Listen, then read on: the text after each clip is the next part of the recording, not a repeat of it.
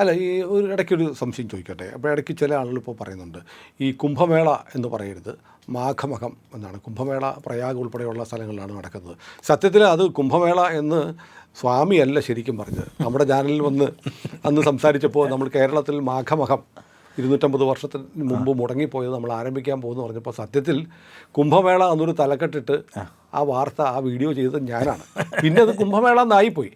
ശരിക്കും ആ കുംഭമേള എന്ന് ഉപയോഗിക്കുന്നത് ശരിയാണോ? മാത്രമല്ല, എനിക്ക് തോന്നിയത് സ്വാമി ഉപയോഗിച്ചിട്ടുള്ളത് മാഘമകം എന്ന് തന്നെയാണ്. മാഘമകമല്ല, അത് നമ്മുടെ ഈ അടുത്ത് രണ്ടാമത് ഇതിൻ്റെ കാര്യങ്ങളൊക്കെ ആലോചിച്ച് വരുമ്പോൾ പ്രാദേശികമായിട്ട് വന്ന ഒരു തെറ്റിദ്ധാരണയുടെ പുറത്ത് വന്ന മഹാമാഘത്തെ അവിടുത്തെ ചില ആളുകൾ മാഘമകമായിട്ട്, കാരണം മാഘത്തിൻ്റെ മലയാളമാണ് മകം, അല്ലെങ്കിൽ മകം എന്നുള്ളത് രണ്ടും ഒന്ന് തന്നെയാണ്. അപ്പോൾ റിപ്പീറ്റേഷൻ പറയില്ല, ഒന്നുകിൽ മഹാമാഘം അല്ലെങ്കിൽ മഹാമകം.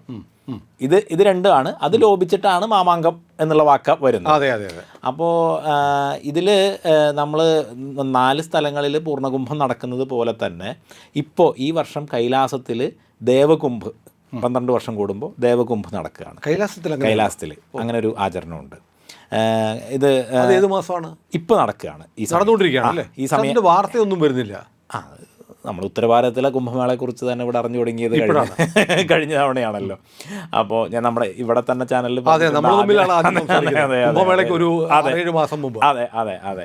അപ്പോൾ പണ്ടൊക്കെയാണെന്നുണ്ടെങ്കിൽ ഒരു ചെറിയ സിംഗിൾ കോളം വാർത്തയൊക്കെ പത്രത്തിൽ വരാറുള്ളൂ, ഉത്തരഭാരതത്തിലെ ഈ പ്രയാഗിലെയൊക്കെ കുംഭമേളയെക്കുറിച്ച് തന്നെ.